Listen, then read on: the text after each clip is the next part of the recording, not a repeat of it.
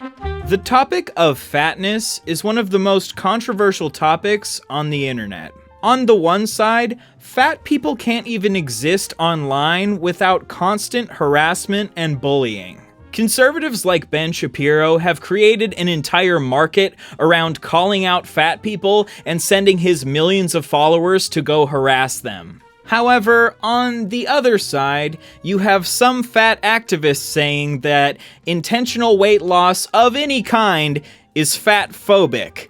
I have personally felt caught in the middle of this entire discussion. This video is honestly a scary one to make because I know it will inevitably lead to some fatphobic people calling me a lazy fatty, and it will probably also lead to some fat activists calling me fatphobic. But as a fat person myself, whose mental health has honestly gone through a lot of ups and downs because of people on both sides of this issue, I felt like I needed to make this video. I honestly don't know if I've ever seen a commentary video on the internet that approaches this topic with the proper nuance that it requires. Now, I'm not saying this to imply that I'm some sort of enlightened being with the perfect perspective on fatness. I'm sure in this video I'll make some mistakes and get some things wrong because this topic is incredibly complex and I'm not a scientist or a doctor, but neither are most of the people who give their opinions on this issue, so hopefully I'll be okay. But what I hope I can add to this conversation is a genuine attempt to approach this topic as objectively, neutrally, and empathetically as possible. Obviously, I'm gonna have some natural bias as a fat person myself, but hopefully I can give some compelling arguments for why I believe what I believe. So, before you leave your comment calling me a lazy fatty or your comment labeling me as fatphobic, all I ask is that you genuinely try to listen to what I have to say. But let me be absolutely clear. The last thing I want to do is be seen as a centrist when it comes to the issue of fatphobia. There is no such thing as being in the middle when it comes to the topic of making life better for fat people. On the one side, you have the fatphobic people who make life worse for fat people, and on the other side, you have the fat activists who are trying to make life better for fat people. I am 100% on the side of the fat activists. The problem is, I think that some of the ways certain fat activists have gone about trying to make life better for fat people are actually hurting fat people. And I think we should be able to have these nuanced conversations about how we go about helping fat people.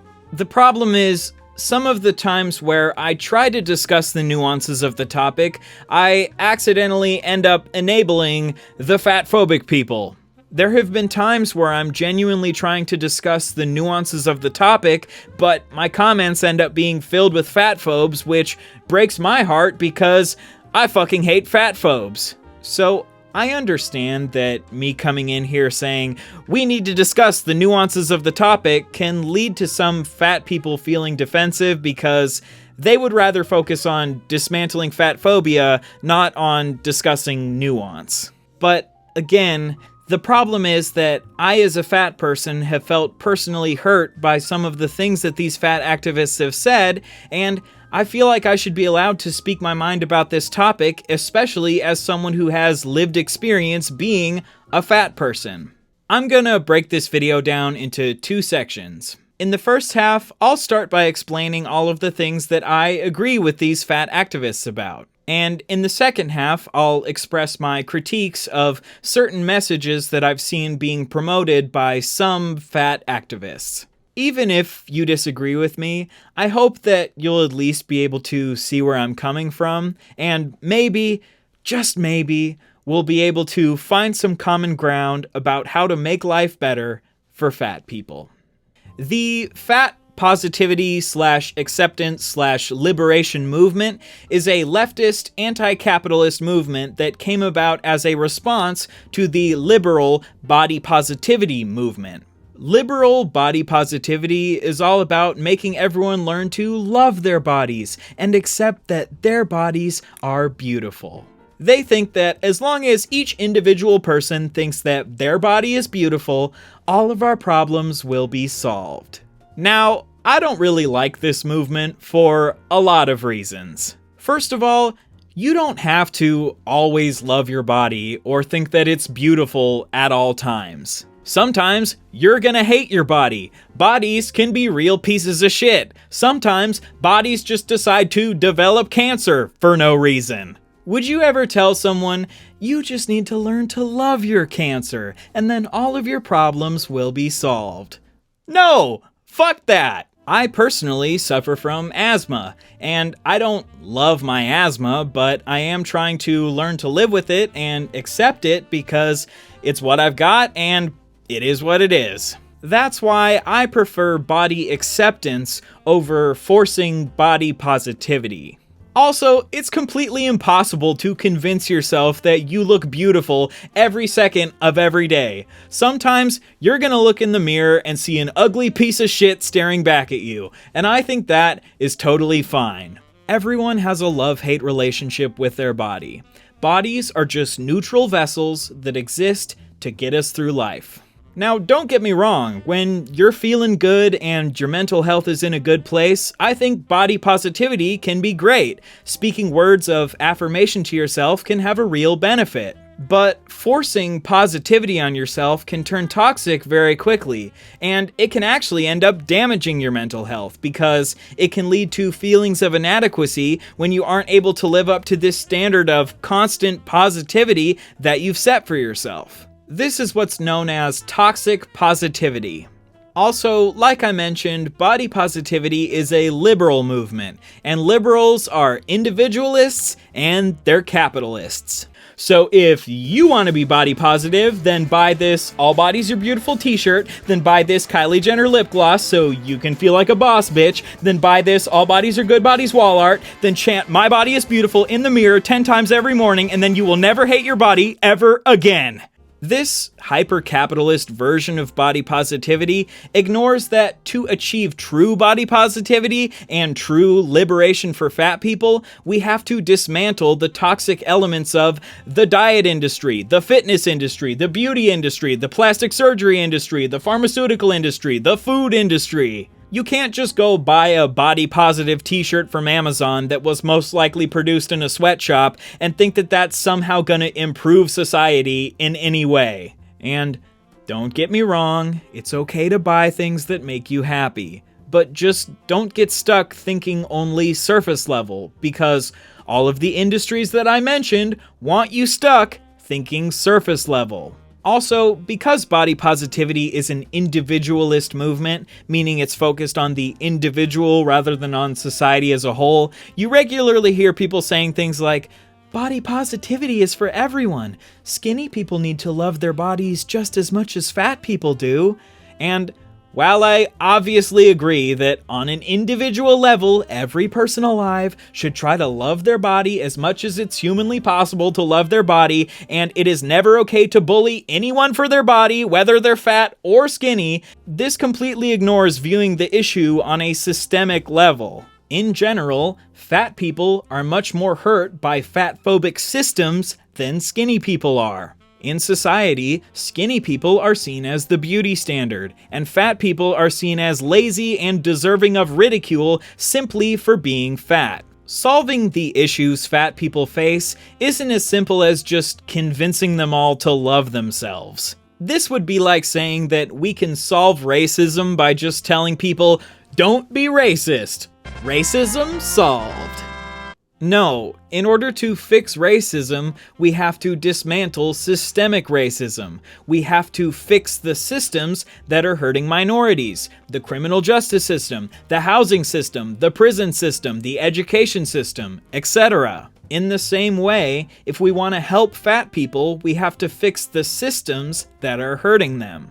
Fat children are 4 times more likely to face bullying than thin children. Fat people are more likely to be abused by their partner than thin people. Fat people attempt suicide more often. Fat people get hired for jobs less often. The beauty, fitness, and diet industries push the standard that everyone needs to be skinny, which causes fat people to develop eating disorders, and toxic diets get fat people stuck in a harmful cycle of gaining and losing weight. Fat people have to struggle to find clothing that fits them properly, struggle to find seating in restaurants, and struggle to find flights that will accommodate them.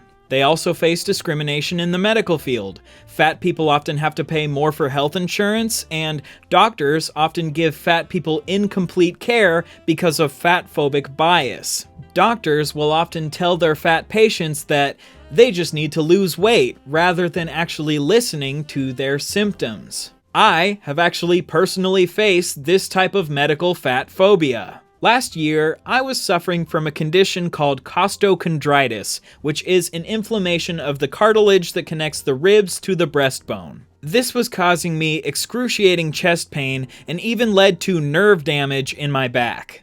When I went to a doctor and told him about these symptoms, all he said to me was, "You're out of shape, you need to lose weight." He failed to actually listen to my symptoms and give me a proper diagnosis because all he was focused on was my fatness. However, when I went to another doctor to get a second opinion, he actually listened to my symptoms and was able to diagnose that I was suffering from costochondritis. He put me on some medications which reduced the inflammation, and because he actually listened to my symptoms, I was able to recover from the costochondritis. Fat people have to live in constant doubt of whether or not the advice their doctor is giving them is actually accurate because it might be being influenced by fatphobic bias.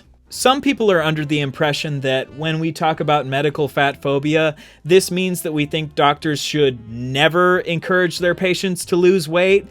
I do not personally believe this. I do still believe that sometimes encouraging weight loss can be beneficial, but encouraging weight loss shouldn't overshadow actually listening to your patient's symptoms and giving them adequate health care. Now, obviously, fatphobic people have counter-arguments to many of the issues I just mentioned. They'll say things like, "Fat people aren't oppressed. Stop trying to compare fat oppression to real oppression like racism." I 100% agree that throughout history, people have faced much more oppression because of race than because of fatness. But if you can listen to the entire list I just gave of all the ways fat people are oppressed and still come to the conclusion that fat people face no oppression, then at this point, you're just being willfully fucking ignorant. They also say that they're not fat phobic because they're not afraid of fat people, but obviously, just like homophobia, these phobias aren't just about fearing a group, they're about any type of discrimination against that group. And usually, discrimination does stem from fear when you get to the heart of it. Homophobic people discriminate against gay people because they fear a society where gay people are seen as equally valid and they're free to be themselves and are treated just like everyone else. And fatphobic people discriminate against fat people because they fear a society where fat people are seen as equally valid and are free to be themselves and are treated just like everyone else. A fatphobic person might also say, well, fat phobia is good actually, because people should be afraid of being fat. But fat is a completely natural part of every human body. We all need fat to survive. Now, I do think that we should exercise caution with fat because too much of any substance in your body can cause negative effects.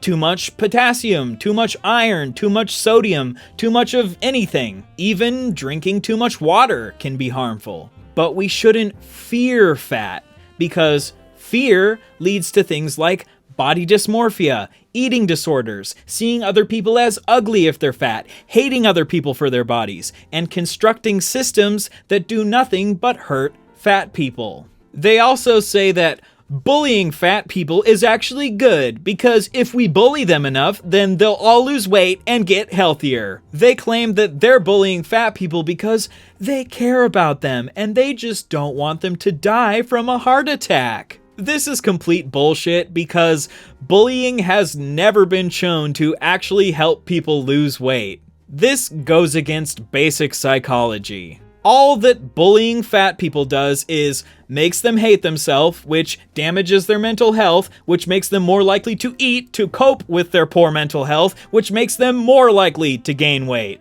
So if your goal is really for there to be less fat people in the world, the best thing for you to do is not bully them. If your perspective is really that fatness is some horrible thing, then you should start being extra nice to fat people, because when their mental health is in a good place, that's when they're most likely to be able to start making healthy choices like exercising and eating more healthy foods. Fatphobic people will also argue that insurance companies charge fat people more because fat people are statistically more likely to face health problems, and every clothing store doesn't carry sizes that fit fat people because bigger sizes take more material to produce, which leads to less profits for the business. And you can't expect every flight to accommodate fat people because selling 2 seats for the price of 1 reduces their profits.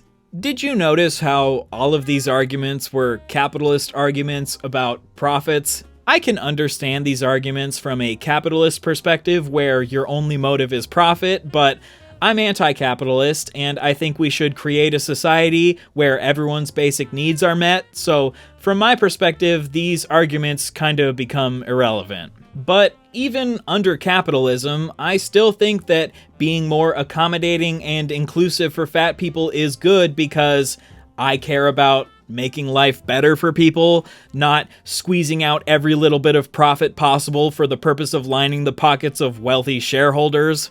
But the main response that fatphobic people give to this entire issue is that we don't need to fix systemic fat phobia, we just need to get fat people to lose weight. Now, I don't agree that we should be pressuring fat people to lose weight. I'll explain this more in a bit. But if you genuinely want to help fat people lose weight, you should also be in favor of dismantling these toxic systems. Like I said, if we stop bullying fat people, that will cause their mental health to improve, which will make it easier for them to lose weight.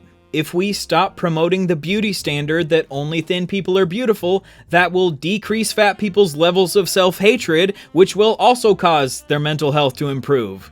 If we make spaces more inclusive for fat people and stop making them feel disgusting simply for existing, this will also improve their mental health. If we stop promoting toxic fad diets and instead promote healthy choices like exercise and eating more fruits and vegetables, they will be more likely to lose weight in a healthy way and keep the weight off long term. If we remove the fatphobic bias from healthcare, this will cause fat people to gain more trust in the medical system, which will cause better outcomes for both fat people and doctors.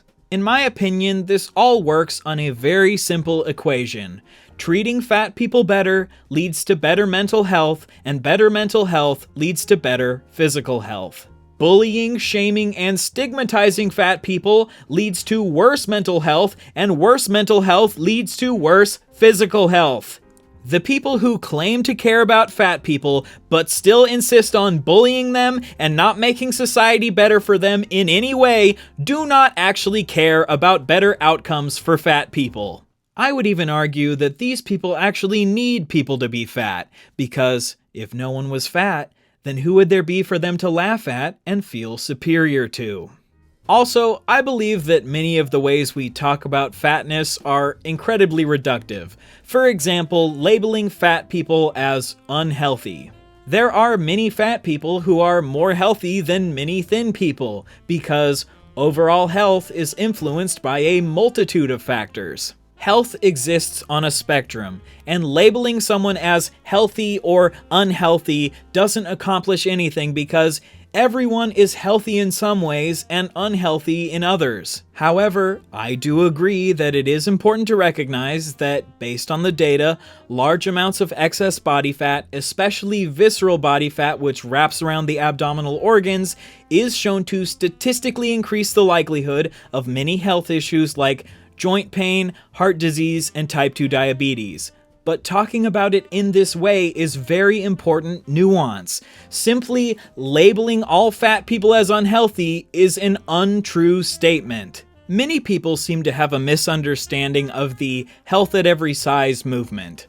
They assume that the movement is trying to promote the idea that all fat people are equally healthy to all thin people. And while there do seem to be a very small minority of fat activists who do believe that excess fat has no impact on health, most of us recognize that there are health risks associated with large amounts of excess fat. The health at every size movement comes from a realization that 95% of people who attempt to lose weight end up failing. So, for many people, it's better for them to just focus on trying to be the healthiest they can possibly be at their current size, rather than focusing on trying to change their size. And paradoxically, for some people, the best way for them to lose weight is to stop focusing on losing weight, because when you obsess over weight, that's when you can develop things like eating disorders, which can make it more difficult to lose weight. Health at every size just means working to be the healthiest you can be, no matter your size. People claim that fat activists are promoting obesity, but I have literally never seen a fat activist try to push someone to get more fat. All that we're trying to do is get people to stop attacking us for being fat. All we're trying to do is get people to mind their own fucking business. Also, how we classify people as fat or overweight or obese is actually very subjective and flawed in many ways.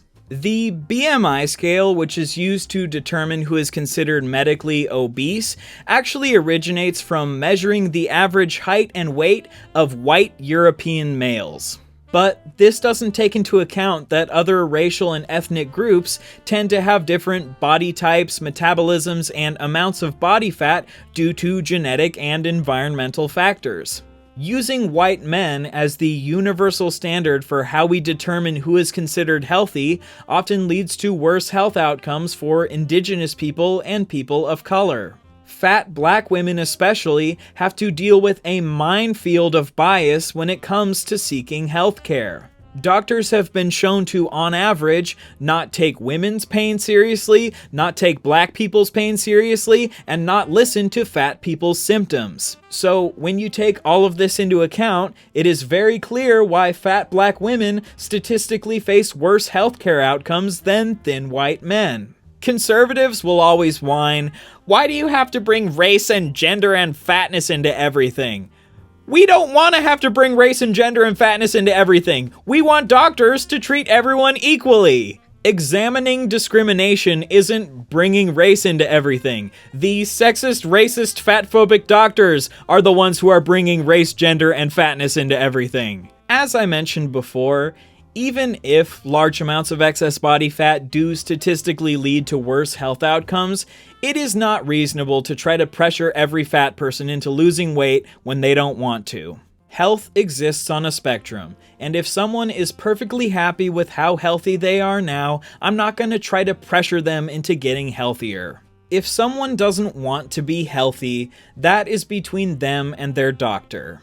I understand that humans often have an urge to want to help others, but I do not think you should try and help someone lose weight unless that is something they have told you that they are trying to do. I understand that you might think you're trying to help your friend or your family member or your significant other by telling them to lose weight, but probably what you're actually doing is just damaging their self-esteem and possibly contributing to them developing an eating disorder. We also need to stop attaching morality to health. It is never okay to label someone as lazy just because of how much fat they have on their body. They could be fat because of genetic reasons, the medications they're taking, them coping with trauma, them dealing with certain injuries or disabilities, or them dealing with mental conditions like binge eating disorder. And even if someone got fat just because they ate too much food, there's usually some sort of underlying stress or coping mechanism or socioeconomic condition causing them to overeat. And even if someone is fat just because they love eating food, even that is not morally wrong. Is eating too much food always the healthiest choice you can make? No, but I also don't think making unhealthy choices is morally wrong. Hurting other people makes you a bad person. Being unhealthy does not make you a bad person. This might sound like a crazy idea, but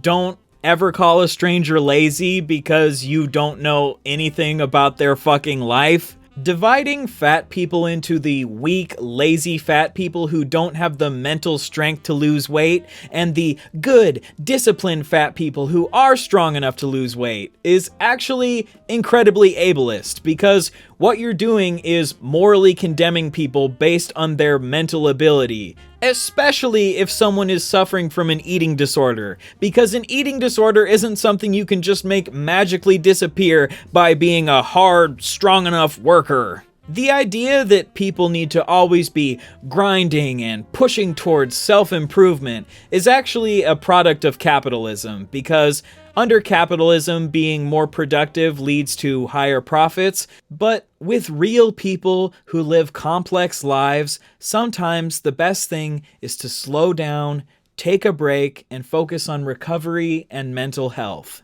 Someone is not a better or a worse person because of how healthy they are or how much fat they have on their body. Health, fatness, and bodies are completely neutral. Hopefully, through this half of the video, I have made it abundantly clear that my goals are to improve society, make life better for fat people, dismantle fat phobia, and advance the fat liberation movement. I could just stop the video here, but as I said at the beginning of the video, some people in this movement have said some things that directly cause me harm and are actually detrimental to the movement, in my opinion. Let me be absolutely clear one more time that my intentions do not come from a place of wanting to discredit the movement. They come from a place of wanting to genuinely improve the movement. With that in mind, let's get into my criticisms of certain messages that I've seen being promoted by members of the fat liberation movement. Just wanted to take a second to thank today's sponsor, Raycon. Are you looking for some quality earbuds that don't break the bank like some other premium audio brands? Well, Raycon's got you covered with earbuds that are half the price without sacrificing any of the quality. Raycon's everyday earbuds look, sound, and feel better than ever before. I've been especially impressed by how much bass you get out of such small earbuds. They have optimized gel tips for the perfect in-ear fit, they are incredibly comfortable, and they won't fall out no matter what crazy shit you get up to. Imagine the craziest thing you could possibly do. Now, imagine wearing Raycons while doing it. They won't fall out even while doing that. Raycons offer 8 hours of playtime and 32 hours of battery life. But don't take my word for it that Raycons are great. Listen to the over 48,000 five-star reviews Raycon's everyday earbuds have received. So click the link in the description or go to buyraycon.com/MrBeard to get 15% off your Raycon purchase. Thanks again to Raycon. The main three critiques I have of these certain fat activists are how they demonize anyone who chooses to lose weight, they sometimes spread scientific misinformation, and they label people as fatphobic and push them out of the movement when they don't agree with them on every single thing that they say. A few months ago, I got into a disagreement with some fat activists on TikTok. Ever since then, they have been going all around the internet calling me violently fatphobic and trying to convince people to stop working with me. I'm not gonna say these people's names or show their faces because, unfortunately, when you criticize any fat person on the internet, people inevitably go and harass them because people on the internet are fucking insane. If you ever watch one of my videos and you think to yourself, wow, Mr. Beard made some great points in that video, I'm gonna go harass the person he was criticizing. You're an idiot and I don't like you. We should be able to discuss ideas and criticize the actions of others without people resorting to harassment. Anyway, what happened was, this fat activist posted a video criticizing another fat person who had lost weight and called them fatphobic for showing their weight loss on TikTok. My initial thought when I saw this was, you guys always talk about how you're so against harassment and bullying, but right now it seems like you're harassing and bullying another fat person just because they showed that they lost weight. Now, the reason they gave for criticizing this person was that they believe that anytime a fat person shows their weight loss on the internet, this reinforces the fatphobic idea that every fat person needs to lose weight. Now, my thoughts on this are pretty complicated.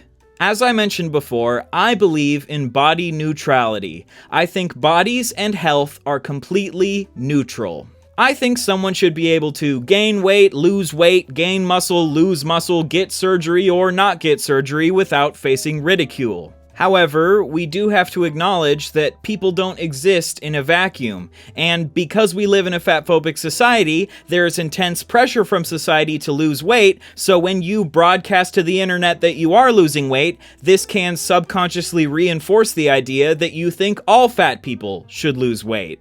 I totally understand fat people's perspective that it can be really discouraging to look through the comment section of someone who's lost weight and see thousands of people showering praise on them, but if a fat person were to post a video celebrating how they've gained weight, the comments would be the complete opposite and it would be filled with people ridiculing them. So even if I personally believe that gaining weight and losing weight are both equally valid, society disagrees with me, so I need to be extra careful if I talk about losing weight on the internet because I might be accidentally reinforcing fat phobia. In the past, I showed the process of me losing weight on TikTok, and looking back, I now realize that some of the language I used implied that losing weight was an inherently positive thing for me to do, rather than just a neutral personal choice that I was making. I have always said that I am against fat shaming and I am against bullying people for being fat, but I now realize that that's not enough, and I want to genuinely apologize to other fat people if I contributed to fat phobia in the ways I approached talking about my weight loss. However, I don't think it's reasonable to expect every fat person to not talk about their weight loss on the internet. Are we really gonna expect all fat people to stay silent about their weight loss? Because forcing people to stay silent about their health can also damage their mental health and contribute to their eating disorders. My perspective is we should allow fat people to be open about their weight loss, but they need to be very clear that it is a neutral personal choice and that they are not promoting fat phobia. I personally feel that these fat activists take totally reasonable claims like being fat doesn't automatically equal being unhealthy, weight loss isn't inherently positive, and we should stop pressuring fat people to lose weight, but they twist these reasonable claims into a very extreme claim that intentional weight loss of any kind is fat phobic. From all the research I've done, I do still believe that losing weight can improve some people's health. For example, when someone has pre-diabetes, one of the ways you can help prevent it from developing into full type 2 diabetes can be to lose weight. So, if someone decides they want to make the personal choice to lose weight, I don't think it's fair to attack them for making this choice. In my opinion, labeling everyone who chooses to lose weight as fatphobic is very bad systemic analysis. Let's compare this to another example. I personally believe that the plastic surgery industry is incredibly misogynistic because it pushes toxic beauty standards, especially onto women. Saying that anyone who chooses to lose weight is fatphobic would be like saying anyone who chooses to get plastic surgery is misogynistic. This is bad systemic analysis on two levels. On one level, just because someone chooses to participate in a toxic system doesn't mean we need to always morally condemn that person. If someone posts on the internet that they got plastic surgery, would it be fair to respond to that person by saying, "You're a misogynist for getting plastic surgery because the plastic surgery industry pushes misogynistic beauty standards onto women, so by choosing to get plastic surgery, you are perpetuating that misogynistic system, and therefore you are a misogynist"? No, I don't think this would be reasonable. Now, if someone got plastic surgery and then went on the internet saying, "I am so much more beautiful now after my plastic surgery, and everyone who hasn't gotten plastic surgery is an ugly abomination," I would agree that that person would be worth criticizing, but simply the act of getting plastic surgery done is not worth criticizing. Our focus should be on criticizing the people who run the plastic surgery industry, not on criticizing the individuals who choose to get plastic surgery because of the societal pressures produced by this industry. Women shaving their body hair is also usually motivated by misogynistic beauty standards. But is every woman who chooses to shave her body a misogynist? No! Here is a statement that I think is totally valid. Women, if you choose to shave your body hair, that is a totally valid personal choice that you can make. However, be aware that we live in a misogynistic society, so the reason you're choosing to shave your body hair may be being influenced by internalized misogyny. Here is a statement that I think is not valid. Women, if you shave your body hair, you're a misogynist. You can make the same valid statement about fatphobia. Fat people, if you choose to lose weight, that is a totally valid personal choice that you can make. However, be aware that we live in a fatphobic society, so the reason you're choosing to lose weight may be being motivated by internalized fat phobia. Here is a statement that is not valid. Fat people, if you choose to lose weight, you're fatphobic. Also, this is bad systemic analysis because there can be valid reasons to get plastic surgery, just like there can be valid reasons to lose weight. People often get plastic surgery to recover from injuries like cuts or burns. Would it be fair to label all these people as misogynists because they're choosing to participate in the plastic surgery industry, which is a misogynistic industry?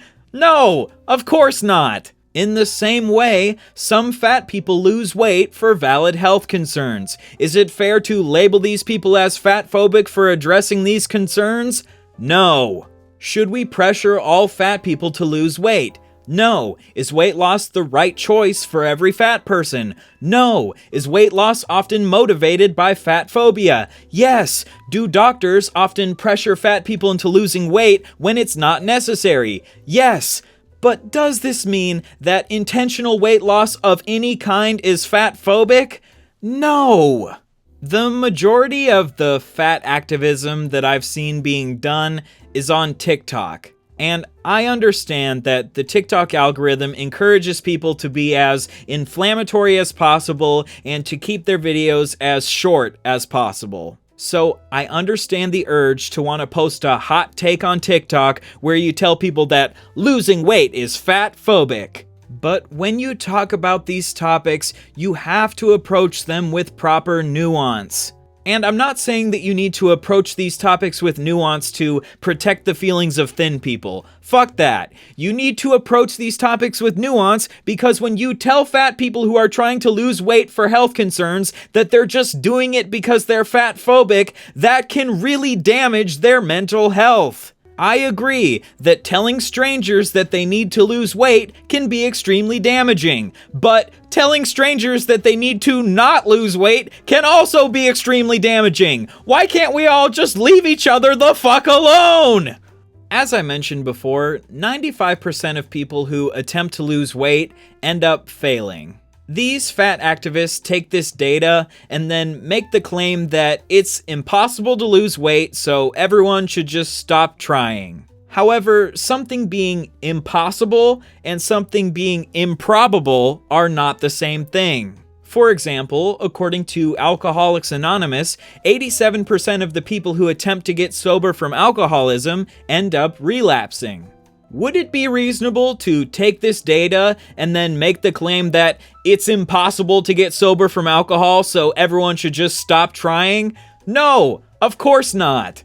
Now, obviously, excess fat and alcoholism are not the same thing. I'm just trying to make the point that just because something is unlikely doesn't mean it's impossible. I agree with the Health at Every Size movement that once we realize that 95% of diets fail, it's best for us to turn our focus away from promoting weight loss and towards making healthy life choices. However, if someone still thinks that losing weight is the right choice for them, I am not in favor of labeling them as fatphobic and pushing them out of our movement. Another thing that frustrates me is when fat activists promote scientific misinformation. The fat activist I had a disagreement with spread COVID misinformation that having excess fat doesn't make someone more likely to die from COVID. According to the CDC, obesity has been shown to statistically decrease lung capacity and impair immune system function, which both make fighting COVID more difficult for the body to do. Also, people with cardiovascular disease or diabetes are more likely to experience organ failure from COVID pneumonia, and excess body fat statistically raises the likelihood of having cardiovascular disease and diabetes. Now, the fat activist did bring up a great point that medical fat phobia causes doctors to give fat people incomplete care, so some of the increased death rate among fat people is definitely being caused by medical fat phobia. I absolutely agree with this. But completely ruling out excess fat as a factor for increased COVID risk is simply inaccurate. Giving fat people inaccurate information about COVID can be very deadly, because if you tell them that excess fat doesn't play a role in COVID risk, this can lead them to being less cautious with COVID, which can lead them to being more likely to catch COVID and die. Spreading scientific misinformation takes away fat people's ability to have informed choice when it comes to their health decisions. The response I've seen some people give to this is that the CDC is being paid by diet companies to lie to fat people about COVID. And while I understand the urge to feel this way, this type of thinking is inching dangerously into the territory of conspiracy theories. And this girl claimed that thin people are actually more likely to get type 2 diabetes than fat people. And when she was asked to provide some evidence of this, she said that she heard it from a doctor she went on a date with. This is complete misinformation, which was viewed over 600,000 times. In a state of anger and frustration, I said something that I regret. I compared these fat activists to anti-vaxxers. The reason I made this comparison is I do believe that some fat activists have been spreading scientific misinformation for the sake of pushing their agenda in a similar way to anti-vaxxers. However, after some self-reflection, I now realize that this isn't a fair comparison to make. Fat people have to deal with the medical system lying to them all the time, so I think a certain level of skepticism from them is much more justifiable than the skepticism from anti-vaxxers who have no data to back up their claims that vaccines are dangerous. I understand that it is very difficult to find the line of how much you should trust the medical system, because if you trust everything they say, this can lead to you being hurt by fat phobia. But if you trust nothing they say, this can lead to you being hurt by not trusting medicine. While I do believe that spreading misinformation is never okay, whether it comes from fat activists or anti-vaxxers, This is very dismissive of the very real discrimination that fat people face from the medical system, so I want to genuinely apologize for this. At the end of the day, most of the blame is on the failures of the medical industry, not on fat activists. Another issue I've faced from fat activists is feeling silenced about speaking about my own personal experiences with fatness if those experiences don't fit into the forced positive box they want me to stay in. Since gaining weight, I have lost mobility, my asthma has gotten worse, my lung capacity has decreased, I've developed acid reflux, and I feel uncomfortable in my body with the additional weight pulling down on me at all times. When I bring any of this up, fat activists respond by saying, well, not only fat people suffer from these health issues, so it's not fair to attribute any of this to gaining weight. But I have been living my life in pretty much the exact same way before and after gaining weight, but only after gaining weight did I develop all of these symptoms. Is it possible that there's some other reason I'm experiencing all of these symptoms?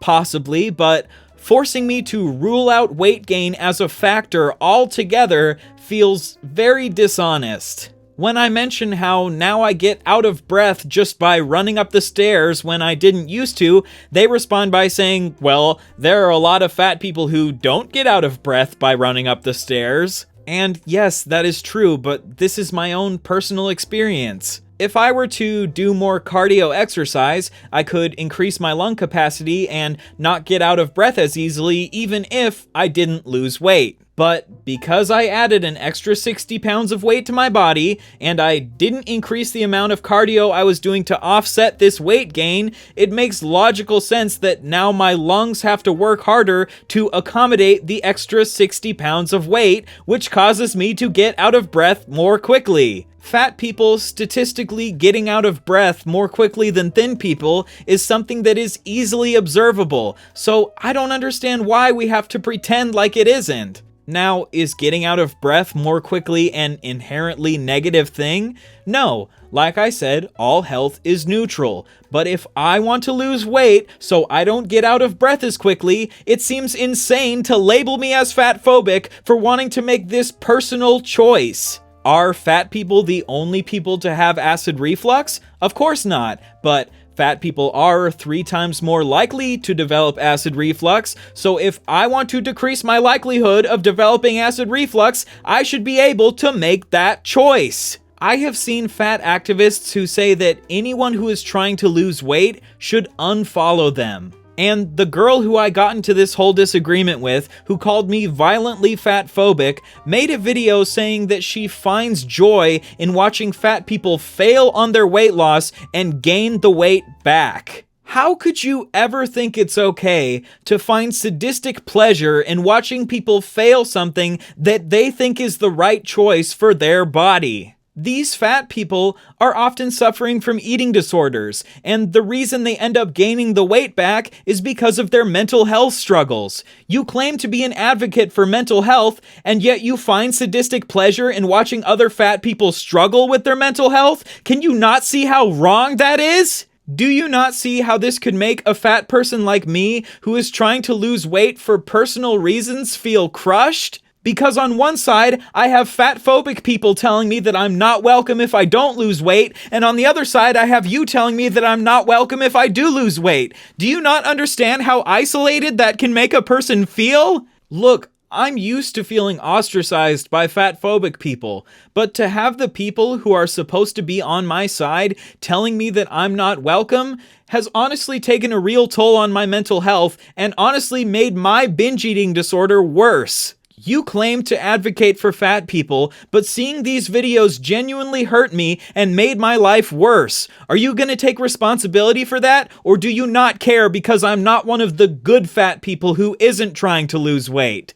I'm guessing that your response will be that I just need to learn to love myself and accept my body and give up on trying to lose weight because it's impossible.